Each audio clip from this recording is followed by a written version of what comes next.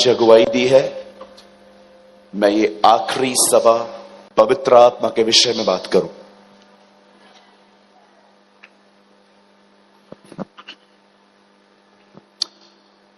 हम मुंबई में अपनी सभाओं को इस तरह पूरा करते हैं। पिता का प्रेम, हमारे प्रभु यीशु मसीह का अनुग्रह और पवित्र आत्मा की सहभागिता। हम मुंबई में सारी सर्विसेज इस तरह कंप्लीट करते हैं और आखिरी शब्द होता है पवित्र आत्मा की सहभागिता। पिता ने प्रेम किया, उसने पुत्र को भेजा। हमने पुत्र का अनुग्रह कैसे देखा? उसने पवित्र आत्मा दिया। पर क्या उस पवित्र आत्मा के साथ हमारी कोई सहभागिता है?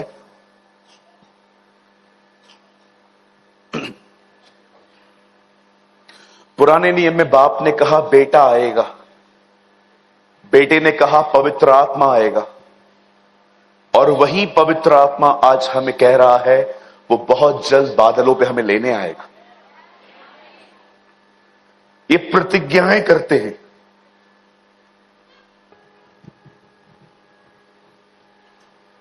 हमारी हिंदी बाइबल में लिखा गया है, आदि में परमेश्वर ने आकाश और पृथ्वी की रचना की। इंग्लिश में लिखा गया है, in the beginning God create the heavens and the earth. लेकिन मूल भाषा इब्रानी में लिखा है Elohim who create the world. Elohim का मतलब परमेश्वर नहीं, गॉड्स होता है, खुदा, गॉड्स, एक से अधिक। आज मैं आप में से हर एक से एक बात पूछना चाहता हूं, आप परमेश्वर के प्रेम को किस तरह पहचानते हैं? मैं परमेश्वर के प्रेम को इस तरह जानता हूं कि उसने मेरे लिए अपना बेटा भेजा। मैं उस बेटे के अनुग्रह को जानते कैसे पहचानता हूं? क्योंकि उसने मेरे लिए पवित्र आत्मा भेजा। पर अब सवाल यह है, क्या पवित्र आत्मा के साथ क्या मेरी कोई सहभागिता है? जस्ट अपने आप से पूछिए। सहभागिता का मतलब होता है संगति।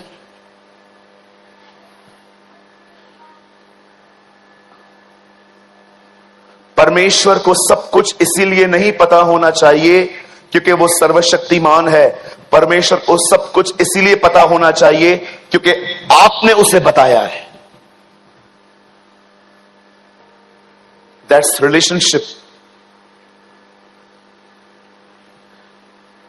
परमेश्वर को इसीलिए सब कुछ नहीं पता होना चाहिए because he is Almighty God, वो सर्वशक्तिमान है। लेकिन उसे सब कुछ इसीलिए पता होना चाहिए क्योंकि आपने उसे बताया है। इसे कहते हैं सहभागिता। यह बड़े दुख की बात है कि आज समस्याओं में हम पहले पास्टर को कॉल करते हैं, लोगों को ढूंढते हैं, सेवकाइयों को ढूंढते हैं, और जब थक जाते हैं तब खुदा से बात करते हैं। यही कारण है कि परमेश्वर हमारे बहुत सारे केसेस में कभी हाथ नहीं डालता, क्योंकि वो जानता है कि आप एक फॉर्मल वे में चलने वाले व्यक्ति हो। अगर आज आप इस महान पवित्र आत्मा को नहीं जानते, जिसके विषय में बाइबल बताती है उसी ने यीशु को मुर्दों में से जिंदा किया है। डू यू नो पवित्र आत्मा कौन है? Who raised Jesus? भैया कहां लिखा है ये? उसी के आत्मा ने जिसने उसे मरे हुओं में से जिलाया, वो उसमें भागी जान के तुम्हें क्यों ना जिलाएगा। रोमियो 8:11 में लिखा है। आप बिलीव कर सकते हैं? जब बेटा कब्र में लेटा हुआ था तब बाप नीचे उतरा और उसने अपने पुत्र के अंदर श्वास फूका और मुर्दों में से जिलाया। आज बहुत सारे लोग पवित्र आत्मा के बारे में नहीं जानते। That is the reason their lives are very shallow and pathetic. उनकी जिंदगियां खराब और उनकी जिंदगियों में कोई गहराई नहीं दिखती हमें।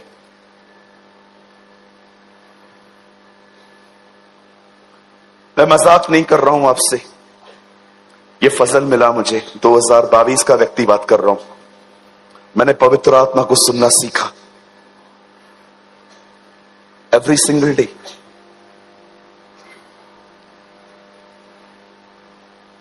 उससे खूबसूरत कोई संबंध नहीं है, उससे महान कोई संबंध नहीं है इस दुनिया में।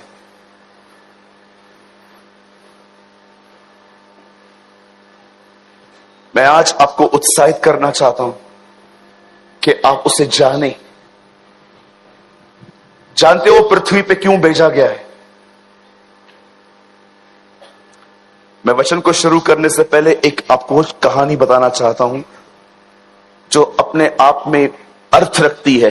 I really mean it. जब परमेश्वर इस दुनिया को बना रहा था तब उसे यह पता था कि आदम पाप करेगा। एक दिन एक दिन स्वर्ग में एक टेबल पे बाप, बेटा और पवित्र आत्मा तीनों बैठे थे। परमेश्वर ने कहा मैं मनुष्य बनाऊंगा, लेकिन वो पाप कर बैठेगा, तब क्या करेंगे हम? उसी समय पुत्र ने पिता का हाथ पकड़ा और कहा तू निराश मत हो, मैं उसे वापस ले आऊंगा, मैं अपना खून बहाऊंगा उसके लिए। और यीशु ने जैसे ही ये कहा, बिल्कुल पास में पवित्र आत्मा बैठा था और यीशु ने पवित्र आत्मा को देख के कहा लेकिन ये काम मैं अकेले नहीं कर सकता, मुझे आपकी सहायता चाहिए। और पवित्र आत्मा ने यीशु के हाथ पे रखा और कहा सही समय पर मैं आ जाऊंगा। A love of God, a love of Jesus, and the love of the Holy Spirit.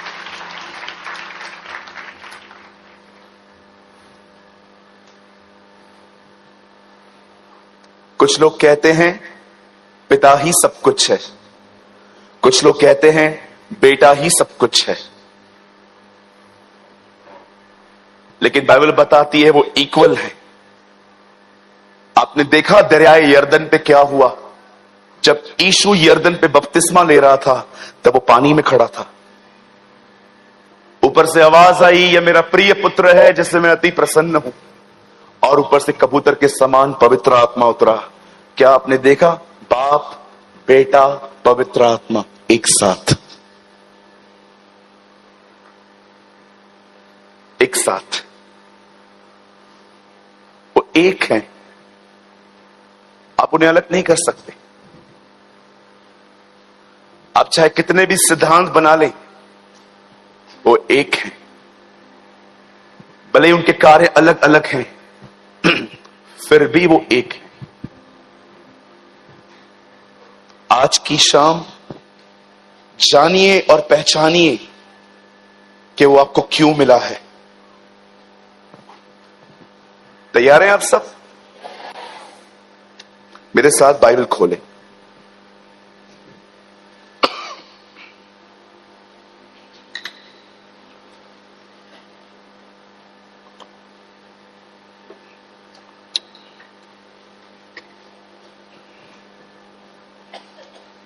मती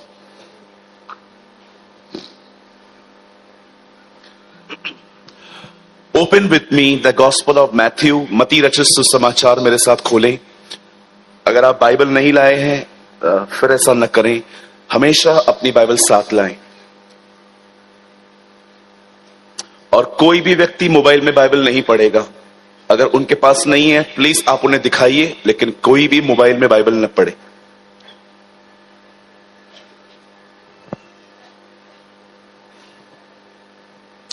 कोई भी व्यक्ति मोबाइल में बाइबल न पढ़े। अगर उनके पास नहीं है प्लीज आप उन्हें दिखाइए। मत्ती 6 अध्याय, मैथ्यू चैप्टर 6।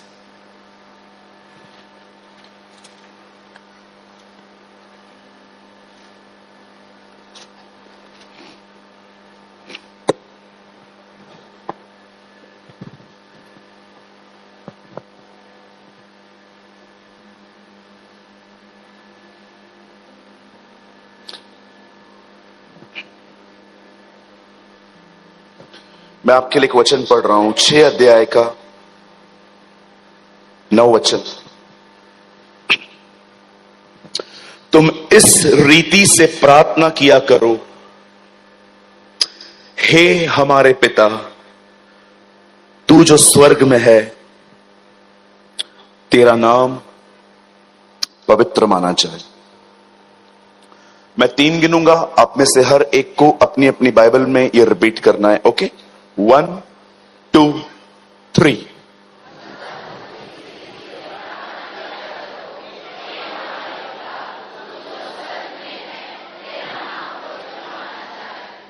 वाह, अमेजिंग। आइए, मैं चाहता हूं अब आप सब सामने देखें।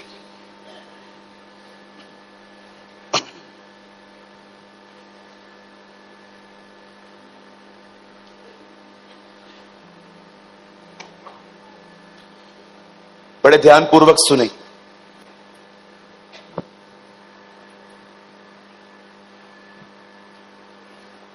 मैं एक व्यक्ति की स्टेटमेंट से इस सभा की शुरुआत कर रहा हूं।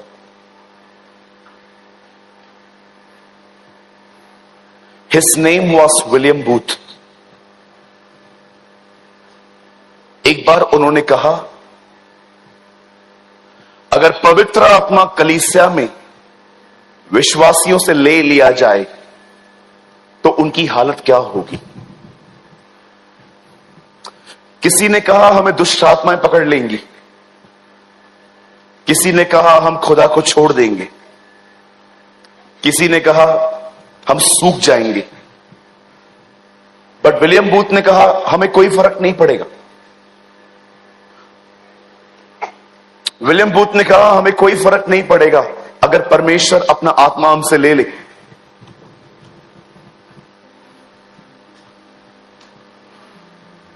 उसके बाद उन्होंने कुछ एक ऐसी लाइन कही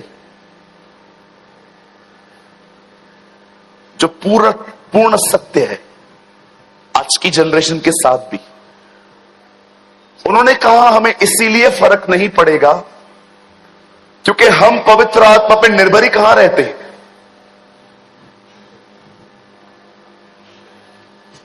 हम पवित्र आत्मा पर निर्भर ही कहां रहते हैं आजकल।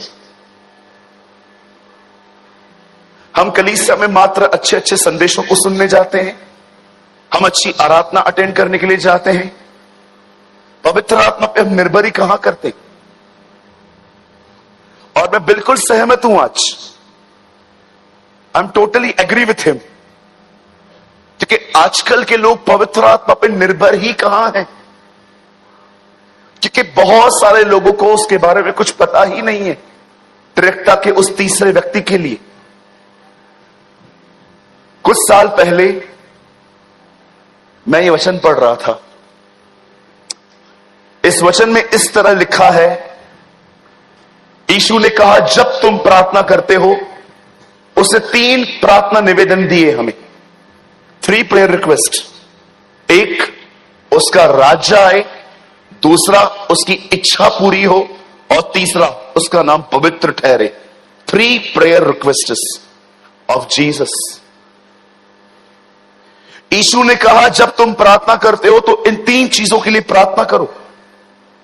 एक चीज कि परमेश्वर का राज्य आए। परमेश्वर के राज्य का अर्थ क्या है? What is the meaning of kingdom of God? याद रखिए, परमेश्वर ने आदम को पहले नहीं निकाला, आदम ने उसे निकाला। परमेश्वर की आज्ञा न मानकर उसने उसे निकाला वहां पर, और उसके बाद परमेश्वर और वो अलग हो गए। और जब यीशु नए नियम में आता है तो आज का प्रचारक कहता है पश्चाताप करो ताकि तुम स्वर्ग जा सको। आज देखिए बहुत सारे प्रचारक भाई कहते हैं पश्चाताप करो ताकि तुम स्वर्ग जा सको, जबकि आपको बाइबल में एक सिंगल स्टेटमेंट भी ये नहीं मिलेगी। यीशु ने कभी नहीं कहा पश्चाताप करो ताकि तुम स्वर्ग जा सको। उसने कहा पश्चाताप करो क्योंकि परमेश्वर का राज्य निकट है। वो ये कह रहा था तुम्हें पश्चाताप करना चाहिए ताकि वो परमेश्वर जो तुमको छोड़कर चला गया है और तुमने भी उसे छोड़ दिया है, तुम्हें अपने पापों से मन फिराना चाहिए ताकि वो परमेश्वर एक बार फिर से तुम्हारे अंदर आके तुम्हारे अंदर राज्य कर सके।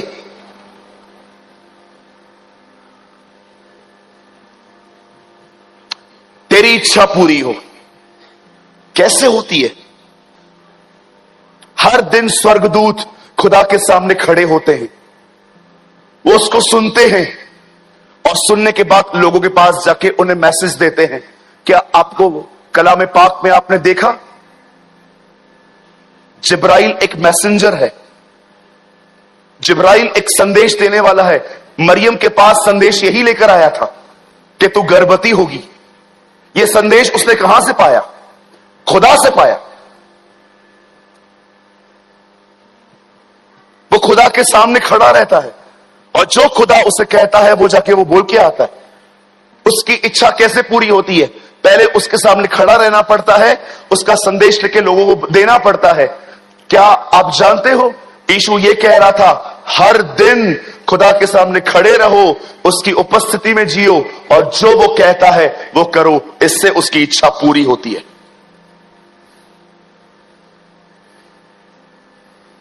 तेरा नाम पवित्र माना जाए। मैं ये बताना चाहता हूं, मैं बहुत कंफ्यूज था सालों तक। मैंने इंग्लिश बाइबल पढ़ी, मैंने हिब्रू पढ़ी, मैंने ग्रीक पढ़ी, मैंने सब पढ़ा।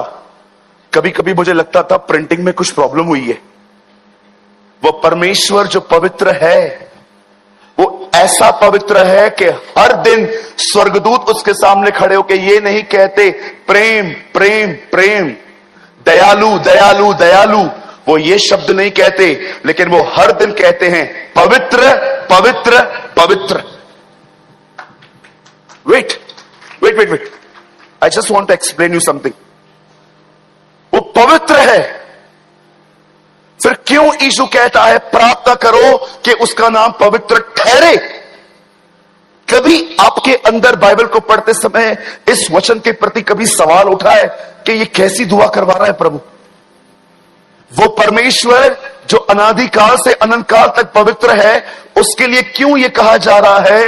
यीशु कह रहा है उसका बेटा कि जब कभी तुम प्रार्थना करो तो 3 दुआएं करो, उसका राज्य आए, उसकी इच्छा पूरी हो और उसका नाम पवित्र ठहरे। क्या परमेश्वर का नाम अशुद्ध है? क्या परमेश्वर का नाम अनक्लीन है? You need to understand this.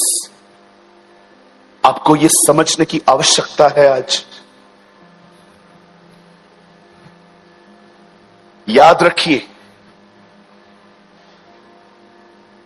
जब यीशु इस धरती पर आए, जितना वो 5 साल में पवित्र था उतना ही वो 30 साल में भी पवित्र था। उसकी पवित्रता हर दिन बढ़ती नहीं गई जैसे हमारी बढ़ती है। हम सब पापी जन्मे, जब हमने ईमानदारी से अपने पाप स्वीकार किए तब खुदा ने हमें बदला, लेकिन यीशु के साथ कभी ऐसा नहीं हुआ। आप जानते हो जब परमेश्वर की दया एक व्यक्ति पर आती है तो उसने जो कुछ पाप किए थे वो माफ किए जाते हैं, और जब अनुग्रह आता है तो इसीलिए आता है जो पाप मैंने किए मैं वो फिर से न करूं। दया हमेशा पास से नाता कर रखती है और अनुग्रह सदैव भविष्य से नाता रखता है। इसीलिए आप पौल की हर पत्री के अंदर इस तरह पढ़ोगे कि परमेश्वर का अनुग्रह और उसकी दया तुम पर होती रहे, ताकि तुम्हारा पास माफ हो सके और तुम फ्यूचर में वो गलतियां फिर से न कर सको। मैं हैरान होता हूं जब मैं इन वचनों को पढ़ता हूं। मैं कोई अपनी बड़ाई नहीं कर रहा। आपको लगता होगा मैं बाइबल बहुत पढ़ता हूं, आप गलत हैं। मैं बाइबल बहुत कम पढ़ता हूं, पर पढ़ी हुई बातों के बारे में बहुत सोचता हूं। इसे हिंदी में कहते हैं मनन करना, इंग्लिश में कहते हैं मेडिटेट करना। मैं कोई शास्त्री नहीं हूं कि मैं सारा दिन बाइबल लेके, मैंने जितनी बाइबल पढ़ी पहले के दिनों में बहुत पढ़ी, पर अब जो मैंने पढ़ा है मैं उसके बारे में विचार करता हूं कि ये जो लाइन लिखी है ये क्यों लिखी गई है। अगर आप बाइबल पढ़ते हैं और पढ़ी हुई बात के बारे में सोचते नहीं है, you are wasting your time. आप अपने समय की बर्बादी कर रहे हैं, क्योंकि हो ही नहीं सकता कि वो पढ़ने से समझ में आए। नहीं तो आज बहुत लोग समझ जाते, उसे पढ़ने के बाद सोचना पड़ता है। एक दिन मैं एक वचन पढ़ रहा था जिसमें लिखा हुआ था, यीशु पतरस, याकूब और यूहन्ना को लेके पहाड़ पे गया, और वहां पर जाने के बाद वहां पर वो लोग देखते हैं कि वहां पर एलिया और मूसा प्रभु यीशु मसीह से आमने सामने मिलने आए थे। पतरस कहता है, क्या मैं 3 तंबू बनाऊं आप लोगों के आराम के लिए? एक आपके लिए, एक मूसा के लिए, एक एलिया के लिए। मेरा एक सवाल है यहां, पतरस की उम्र 35 साल तक नहीं है और ये नबी 1000 साल पहले आए थे। पतरस ने कैसे पहचाना कि ये एलिया है, ये मूसा? इतने सारे नबी हैं, ये दोनों ही क्यों मिलने आए? जब आप परमेश्वर के वचन को पढ़ते हो तो आपके सवाल निकलने चाहिए। अगर आपके सवाल नहीं निकलते तो यह साफ है आप बाइबल नहीं नॉवेल पढ़ रहे हो। मैंने एक दिन खुदा से कहा, खुदा इन दोनों को कैसे पता चला कि ये एलिया और मूसा है? प्रभु ने मुझे कहा, क्या तूने वहां देखा? वहां एक बादल है, वो बादल पवित्र आत्मा का प्रतीक है। पतरस पर इसीलिए प्रकट हुआ क्योंकि वहां पवित्र आत्मा था। तब मैं ये बात जान गया, जब एक व्यक्ति प्रभु की उपस्थिति में चले तो वो हजारों साल वाली पहली वाली बातें जान सकता है। एलिया और मूसा ही क्यों आए प्रभु? तब मुझे पता चला मूसा मरा है, एलिया जिंदा है, और बीच में यीशु खड़ा है। वो जीवित और मरे दोनों का परमेश्वर है। You will see the amazing things जब आपको पवित्र आत्मा सिखाए। एक मर गया है, एक जीवित है, वो दोनों का खुदा है। जो हमसे पहले मरे हैं वो उनका भी खुदा है, जो जीवित है वो उनका भी खुदा है। इसीलिए पौल कई जगहों पे कहता है, वही जीवित और मरे हुओं का न्याय करेगा। आप जानते हैं क्यों यीशु ने हमें यह कहा, whenever you pray, जब भी तुम दुआ करो तो तुम ये कहो, उसका नाम पवित्र ठहरे। आज से बहुत साल पहले कलाम पाक में लिखा है, बाइबल में लिखा है, एक व्यक्ति था, उसने 2 शादियां की।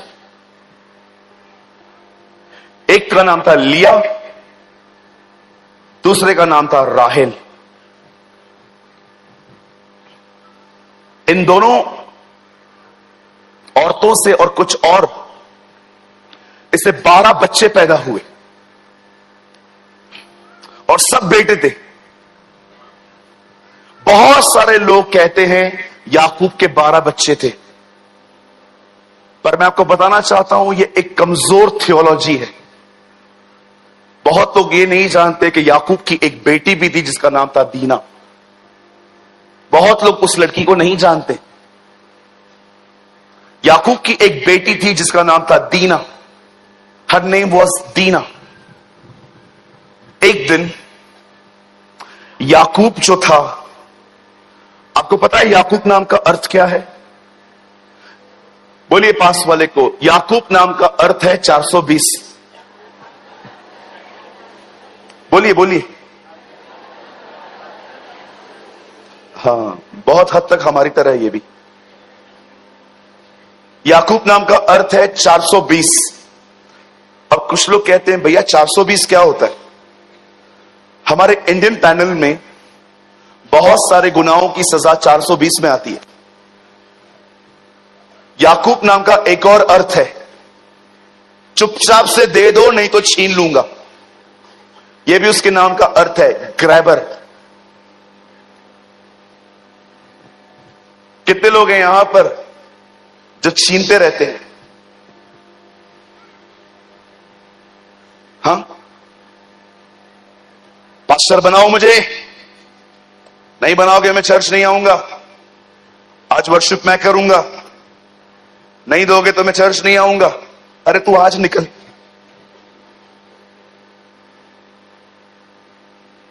मैं अपनी कलीसिया में अगर किसी को देखूं ना जो पोजीशन के पीछे आ रहे हैं, मैं उनको 6-8 महीना बिठा देता हूं,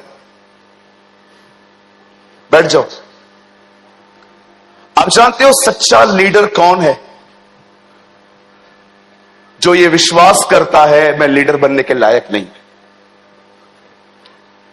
सच्चा लीडर वही है जो ये बिलीव करता है मैं लीडर बनने के लायक नहीं, और जो कहता है मुझे लीडर बनाओ, इससे तो कभी मत बनाना, इसको नीचे बिठाओ, लीडर बनाओ।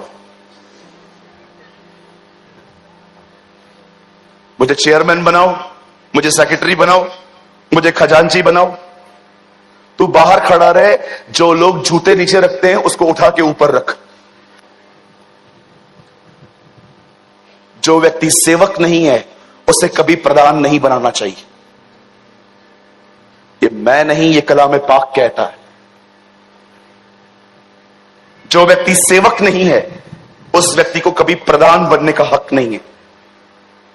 यीशु ने कहा परोसने वाला बड़ा कि खाने वाला बड़ा? उसे कहा गया खाने वाला बड़ा।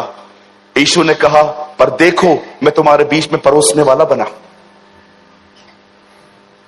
कभी आपने देखा प्रभु यीशु मसीह को वो कितना नीचे आया? अरे परमेश्वर अगर राजा बन के अर्थ पे आता ना तो भी नम्रता थी। अगर परमेश्वर एक राजा बन के इस अर्थ पे आता ना तो भी वो नम्र होता कि यार परमेश्वर राजा बन के आया है। पर क्या आपने देखा, बाइबल बताती है वो मनुष्य बन के आया, वो इंसान बना। और इंसान तो छोड़ो, इंसान में तो जन्मा, इंसान बनने के बाद उसने डिसाइड किया वो सेवक बनेगा। और सेवक बनते बनते देखा उसने अपनी जिंदगी का आखिरी दिन अपने चेलों के पैर धोने में बिताया।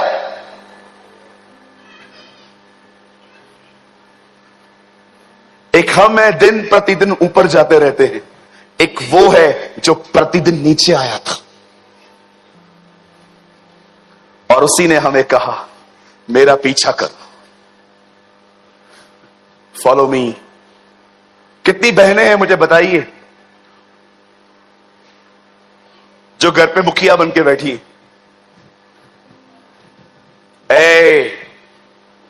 मेरे से पूछा क्या? आवाज तो देख अपनी।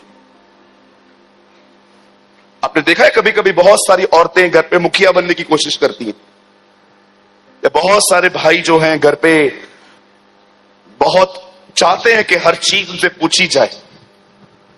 मैं आपसे पूछना चाहता हूं, क्या आप एक सेवक हैं? याकूब नाम का अर्थ है एक ग्रैबर, एक चोर, एक झपटने वाला। और मैं आपको सच बताता हूं, जैसा उसका नाम था वैसे उसके काम भी थे। आप पढ़ के देखिए, आपको कहां पर भी वो सीधा नहीं दिखाई देगा। अपने बाप को मूर्ख बनाया, भाई को मूर्ख बनाया, मामा को मूर्ख बनाया। मामा से मिलने गया, उससे अपने भाई के घर में चीटिंग्स की। इसकी मां ने बोला जा मामा के पास जा। इसका मामा इससे बड़ा चीटर लाबान। मेरी तो कभी कभी दुआ होती है कुछ लोग को देख के, प्रभु इनकी जिंदगी में भी 2-3 लाबान बेच जो उनको सुधारें। आपने देखा लाबान ने क्या किया? याकूब को लाबान की बेटी बहुत पसंद आई, उसका नाम था लिया। बोलिए लिया। सॉरी, उसे राहेल पसंद आई। राहेल को पसंद करने के बाद वो अपने मामा को बोलता है मुझे आपकी लड़की चाहिए। भाइयों, कभी गलती मत करना ही, लड़की के लिए 7 साल। इसके मामा ने कहा मेरी लड़की चाहिए, हां 7 साल मजदूरी कर। और उसने की। तू कभी मत करना भाई, 7 साल नौकरी कर, अपनी कार लेना से अच्छा। मैं तो 1 मिनट ना बिताऊं लड़की के लिए मेहनत।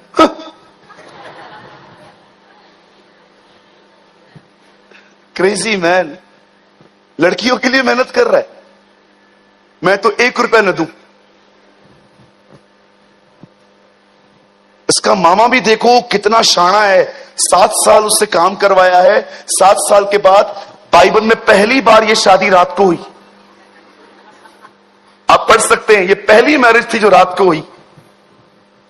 उसे लड़की दी गई इतने मोटे घूंघट में। शादी हो गई।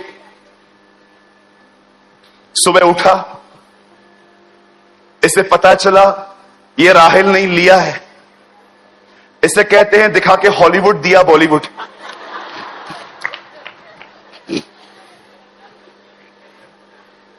आपको पता है कभी कभी अगर आप चर्च में नहीं बदलोगे ना तो परमेश्वर आपको अविश्वासियों के द्वारा बदलेगा।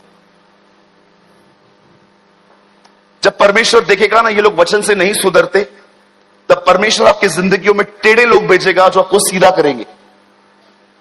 इसीलिए मैं आपको कहना चाहता हूं वचन से ही संभल जाओ। एक कहावत है अंग्रेजी में, When God deals you, it's painful. Okay, मुझे लगता है मैं इस विषय को फिर से शुरू करूं। चलिए, लॉन्ग स्टोरी शॉर्ट, जब याकूब ने विवाह किए तब उसे 12 बेटे और एक लड़की पैदा हुई। उस लड़की का नाम उसने दीना रखा। और याकूब परदेशी होकर रह रहा था। एक दिन दीना अपने घर से बाहर निकलती है ताकि वो कुछ नई सहेलियां बना सके। और एक लड़के ने दीना को देखा। कहां न कहां वह दीना को देखकर कुछ अलग ही विचारों में आ गया। उसने दीना को फुसला फुसला कर उसके साथ शारीरिक संबंध बनाए। उसने उसके साथ व्यभिचार किया शादी से पहले। आप जानते हैं जब ये बात दीना के भाइयों को पता चली, ये सारी चीजें शादी के बाद होती हैं, आपको पता है, लेकिन उसने ये सब पहले कर दिया। जब याकूब के भाइयों को यह बात पता चली तो उन्हें बड़ा गुस्सा आया और उन्होंने क्रोध में आके बहुत कुछ कहा। तब उस लड़के के खानदान से कुछ लोग आए और वो लड़का भी आया और वो याकूब को अप्रोच करने लगा कि मैं आपकी लड़की से शादी करना चाहता हूं। तब याकूब ने साफ कह दिया कि आप मेरी बेटी से शादी नहीं कर सकते। क्यों? क्योंकि आप और हम अलग हैं। हम वाचाओं के भागी हैं। हमारे परमेश्वर के साथ हमारी कुछ वाचाएं हैं। परमेश्वर ने पुराने नियम में कहा था इब्राहिम के खानदान के हर लड़के का खतना होगा। इंग्लिश में लिखा गया है I will print my covenant on their bodies. मैं अपनी वाचा उनके बदन पर रखूंगा। I will print my covenant on their bodies. Yakub ने उसे यह बात कह दी कि हम अपनी लड़कियां नहीं दे सकते आपको, क्योंकि आप हमारी तरह वाचाओं के भागी नहीं हो। परमेश्वर हमें अलाउ नहीं करेगा। तब जानते हैं जिस लड़के ने यह सब किया था उस लड़के ने क्या कहा, मैं तैयार हूं आपके परमेश्वर की सारी बातें मानने के लिए। मैंने ऐसे बहुत सारे लोगों को देखा है जो शादी करवाने के लिए जबरदस्ती लोगों को बपतिस्मा भी दिला देते। मेरे ऑफिस के अंदर एक भाई आया, उसने कहा ये लड़की है, मैं उससे प्यार करता हूं। मैंने कहा ब्रदर ये प्रभु में है? बोला प्रभु में नहीं है, लेकिन ये बपतिस्मा लेने के लिए तैयार है। सी द हिपोक्रेट जनरेशन, एक पाखंडी पीढ़ी जो शादी करने के लिए जबरदस्ती लोगों के नियम बना रही है। एक लड़का मुझसे मिलने आता है और कहता है मैं इस लड़की से प्यार करता हूं, और मैं उससे पूछता हूं क्या ये लड़की विश्वासी है? बोलता है नहीं ये विश्वासी नहीं है, लेकिन ये बपतिस्मा लेने के लिए तैयार है। ये मसीहत है? ये हमारी मसीहत है? क्या हम इतने नीचे आ चुके हैं कि अब अपनी स्वार्थी पूर्ण अभिलाषाओं को पूरा करने के लिए हम लोगों के सामने इस तरह की शर्तें रखेंगे? मैंने उस भाई से कहा भैया बपतिस्मा तो ये ले लेगी, पर क्या इसने भीतर से प्रभु यीशु मसीह को समझा है? उसकी आंखें झुक गई।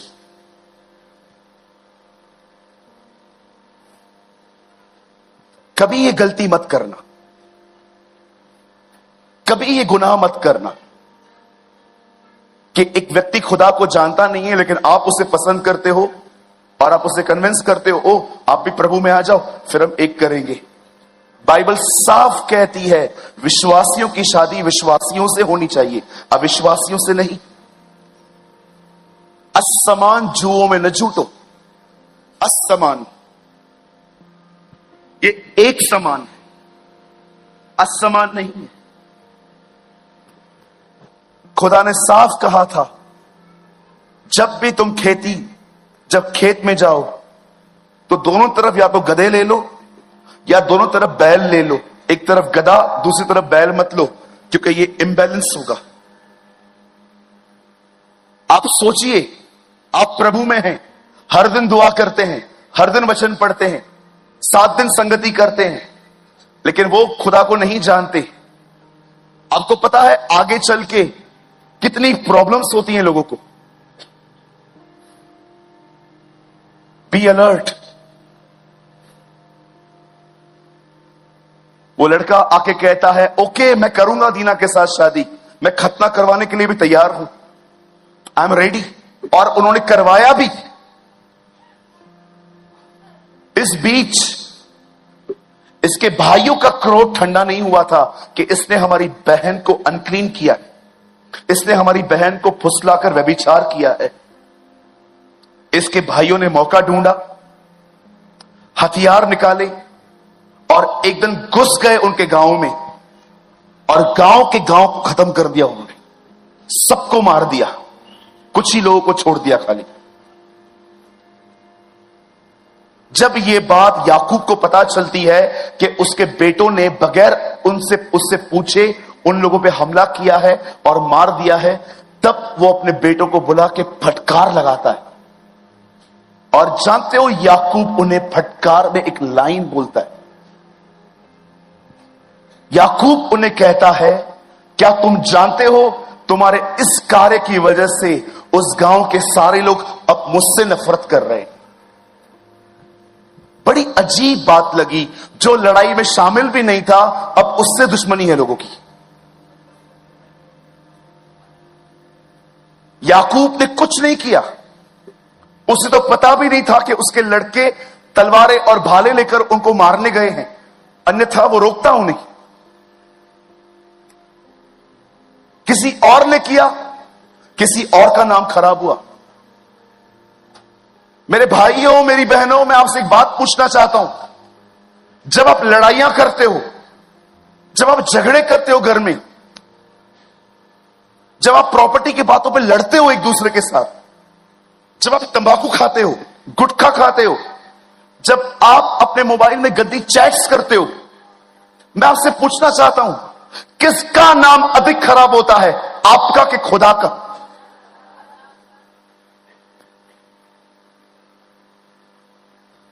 यीशु ने कहा, जो नगर पहाड़ पे बसा है वो नगर कभी छुप नहीं सकता। हमेशा याद रखना, शैतान आपको कहेगा छुप कर पाप कर, लेकिन एक दिन ऐसा आएगा, ट्रस्ट मी, वो काम बाहर आएगा, वो प्रकट होगा। मेरे भाइयों, मेरी बहनों, दीना को कुछ लोगों ने भ्रष्ट कर दिया। याकूब के भाइयों ने उसका बदला लिया। याकूब की कोई गलती भी नहीं थी, उसके बाद भी याकूब से वो लोग नफरत करने लग गए।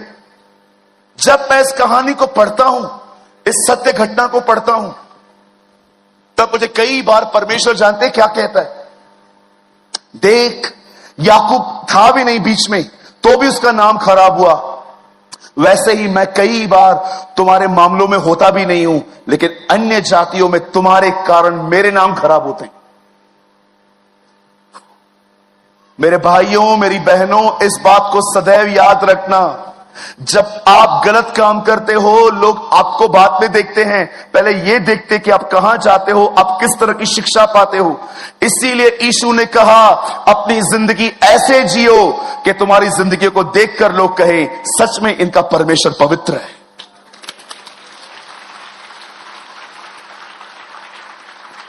इस पृथ्वी पर विश्वासियों के कारण ही प्रभु का नाम अपवित्र ठहरता है, परंतु यह बात याद रखिएगा, इस अर्थ पे विश्वासियों के कारण ही उसका नाम पवित्र भी ठहरता है।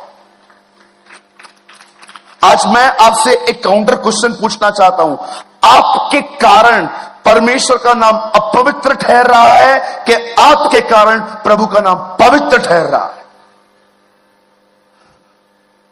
सोचो। उसका नाम पवित्र ठहरे। याद रखिए, स्वर्ग में उसका नाम पवित्र है, लेकिन पृथ्वी पर उसका नाम पवित्र ठहरने के लिए एक विश्वासी को पवित्रता में जिंदगी जीनी पड़ती है। आज मैं आपसे पूछना चाहता हूं, क्या आपके बोलने के तरीकों को देखकर लोग कहते हैं सच में इनका परमेश्वर पवित्र परमेश्वर है, क्योंकि वो इनको पवित्रता में जीना सिखाता है? आपके उठने बैठने के द्वारा क्या लोग ये कहते हैं सच में ये व्यक्ति सच में खुदा का व्यक्ति है? बाइबल बताती है, आज से बहुत साल पहले एक दुष्ट राजा का जन्म हुआ इजराइल में। उसका नाम अहाब था, उसकी वाइफ का नाम इजबिल था। यह परिवार इजराइल के ऊपर जादू टोना करता था, और इस परिवार को मारने के लिए, इस परिवार को नीचे करने के लिए परमेश्वर ने एलिया को खड़ा किया। उसका पूरा नाम था तिबशी एलिया। और जब एलिया उस लेडी से डर गया, तब परमेश्वर ने उसकी सेवकाई एलीशा को दी। और जब एलीशा अपनी सेवकाई शुरू करता है, उन दिनों में एक बहन रहती थी, वो अपने पति को कहती है, मैं एक व्यक्ति को जानती हूं, वो व्यक्ति बड़ा पवित्र जन है, मैं चाहती हूं हमारे घर के ऊपर जो पहला माला है उसके लिए वहां पर एक टेबल, एक चेयर, एक कुर्सी और एक लैंप और कुछ और चीजें रखी जाएं, ताकि वो नबी जब भी यहां से पास हो वो वहां पर आए और आराम करे। एलीशा हमारी तरह कोई प्रचारक नहीं था, एलीशा हमारी तरह कोई आधा पौना घंटा प्रीच करने वाला नहीं था।